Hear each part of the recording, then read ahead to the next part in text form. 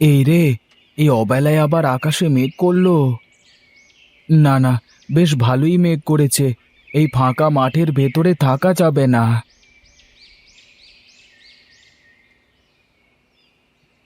দেখি, এখানে একটু দাঁড়িয়ে দেখি ঝড় বৃষ্টির কি অবস্থা হয়। কি রে দাদা, এখানে দাঁড়ালি কেন? দেখতে পাচ্ছিস না আকাশে কি মেঘ করেছে? দাঁড়ালাম যে, দেখি বৃষ্টি নামে নাকি দেখি।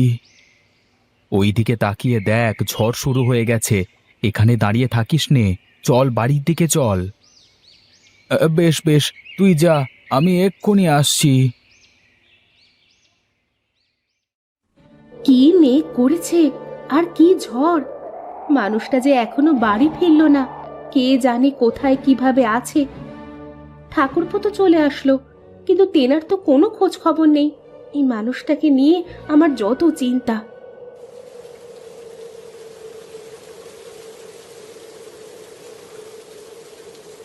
এই তোমার আসার সময় হলো। কি করব, দেখছো না কি মেঘ করেছে।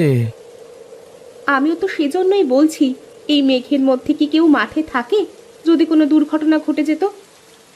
আমাকে নিয়ে তুমি এত চিন্তা করো কেন বলো তো সব সময়? তুমি জানো না, তুমি ছাড়া এই পৃথিবীতে আমার কেউ নেই। তুমি ছাড়া আমার কে আছে বলো তো? যাও, তুমি কাপড় চোপড় ছেড়ে এসো, তোমাকে খেতে দিই।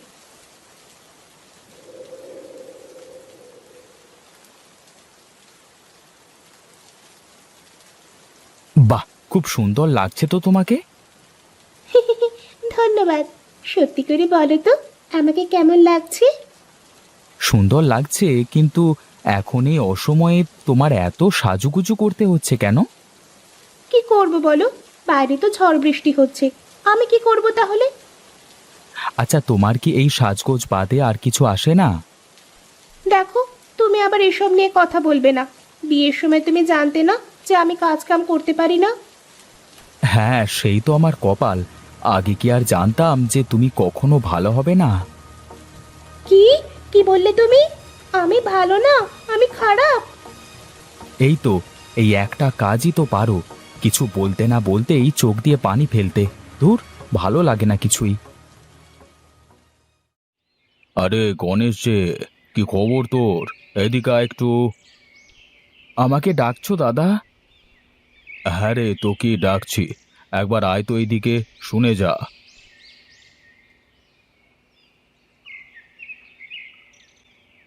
বলো দাদা, কি বলবে? আমার আবার হাতে সময় কম। কেন রে, এখন আবার কোথায় যাবি তুই? বাড়িতে সার রেখে এসেছি, জমিতে দিতে হবে গিয়ে। আমি বলি কি, শুধু এত কষ্ট না করে আমার কাছ থেকে সার বীজ নে, দেখবি ভালো ফলন পাবি। আমার অত দরকার নেই দাদা, তুমি যাদের কাছে বিক্রি করছো তাদের কাছেই করো। আমি আমার জমিতে এই বীজ দিতে পারবো না। তুই শুধরাবি নে, তোর ছোট ভাই নিতাই কি করছে দেখছিস তো। আমার কথা মতো চাষ করে আজকে ওর কোনো কিছুর অভাব নেই। দাদা, এই মাটি আমাদের মা। এই মাটিকেই যদি আমরা নষ্ট করে ফেলি, তাহলে তো ভবিষ্যতে আমাদের না খেয়ে মরতে হবে। তোর এই নীতিবাক্য কেউ শুনবে না রে গণেশ। আমি যা বলি শোন, তাহলে দেখবি ভালো করবি। ঠিক আছে দাদা, এখন তাহলে আমি চলি, আমার দেরি হয়ে যাচ্ছে। কবে আসবে ওর মাথায় সুবুদ্ধি? বেটাকে পটাতে পারলে বাকিরা সবাই হুড়মুড় করে পড়তো আমার দোকানে এসে। বেশ, আপনার জমিতে তো বেশ ভালোই ফলন হয়েছে। তা বলুন, এখন কিভাবে কি করা যায়? আমি আর কি বলবো, আপনি বলুন কিভাবে কি করতে পারবেন। এই নিন আপনার অ্যাডভান্স। আমার লোক এসে জমি থেকে তরমুজগুলো সব নিয়ে যাবে, আর আমি এসে বাকি টাকা দিয়ে যাব। ঠিক আছে বাবু।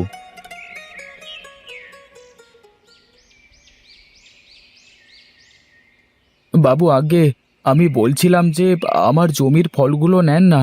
আমি কোনো সার ওষুধ দিই না, জৈব সার দিয়ে এই ফসল ফলিয়েছি। দেখুন গণেশবাবু, আমরা তো আর দেখে শুনে ওরকম জিনিস কিনতে পারি না। আর তাছাড়া খরিদ্দাররা যা পছন্দ করে আমাকে তো তাই নিতে হবে, তাই না? তবে বাবু, আমার জমির ফসল নিলে আপনার ভালো হতো। যাও যাও, তুমি আমাকে ভালো মন্দ শেখাতে এসো না, যাও।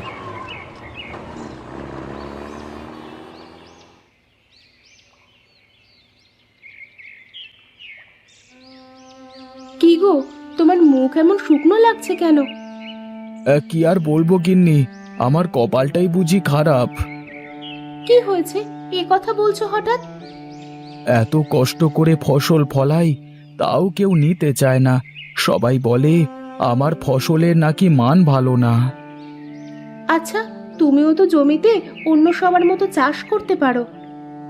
হ্যাঁ পারি, কিন্তু তা করলে যে ওদের মধ্যে আর আমার মধ্যে কোনো পার্থক্য থাকবে না। পার্থক্য রেখেই বা কি লাভ? সেই তো কষ্টে দিনপাত করতে হয় আমাদের। বুঝি গিন্নি, আমিও বুঝি। রূপা সব সময় দামি দামি শাড়ি গহনা পরে, আর আমি তোমাকে দুমুঠো ভাত আর একটা শাড়িও কিনে দিতে পারি না ঠিক মতো। কেন, তাতে কি হয়েছে? আমি কি কখনো কিছু বলেছি তোমাকে তার জন্য? তুমি না বললেও তো আমি অনেক কিছুই বুঝতে পারি। আমারও তো ইচ্ছে হয় তোমাকে কিছু দিতে। তুমি এত ভেঙে পড়ো না তো, দেখবে একদিন সব ঠিক হয়ে যাবে।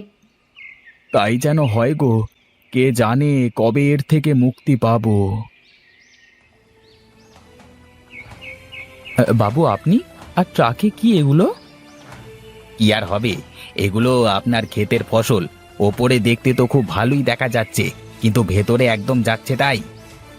কি বলেন কি এসব আপনি? কি বলছি না, ঠিকই বলছি। বিশ্বাস না হলে দেখুন, আপনি নিজের চোখে দেখুন। দেখুন একবার, এটা কি? দেখুন, এটা তো আর আমি জানি না। আর তাছাড়া তো আপনারা সব দেখে শুনিয়ে নিলেন। অত কিছু বুঝি না। আমার সব টাকা ফেরত দিতে হবে আপনাকে এক্ষুনি। আর তা না হলে আমি লোকাল থানায় আপনার নামে ঠকবাজির মামলা করব।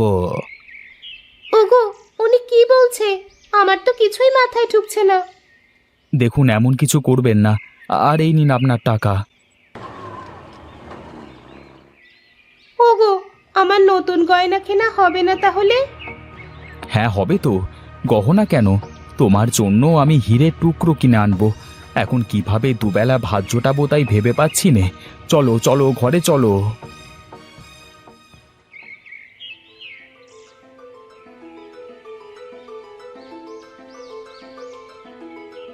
আরে শহুরে বাবু যে, তা হঠাৎ কি মনে করে আমার এখানে? আসলে আমরা আপনার বিষয়ে শুনেছি, আমাদের কোম্পানি আপনার থেকে ফসল কিনতে চায়। কিন্তু আমার ফসলের দাম যে বেশি দিতে হবে। হ্যাঁ হ্যাঁ, আমার কোম্পানি আপনার ফসল বেশি দামে কিনতেও রাজি আছে। কিন্তু কেন হঠাৎ সিদ্ধান্ত বদলে গেল আপনার? আসলে ওইসব ফসলে প্রচুর পরিমাণে সার ওষুধ দেওয়া, যার জন্য ওইসব ফসল মানব দেহের জন্য ক্ষতিকর। কিন্তু আমি যে জৈব সার ব্যবহার করে চাষ করি, তা আপনি জানলেন কি করে? গাঁয়ের সব মানুষ তো আপনাকে নিয়েই কথা বলছে। সবার জমিতে আর ঠিক আগের মতো ফসল হয় না। আমি সব জমির মাটি পরীক্ষা করে দেখেছি। আমি জানতাম একদিন না একদিন সবাই এরকম একটা পরিস্থিতির মধ্যে পড়বে।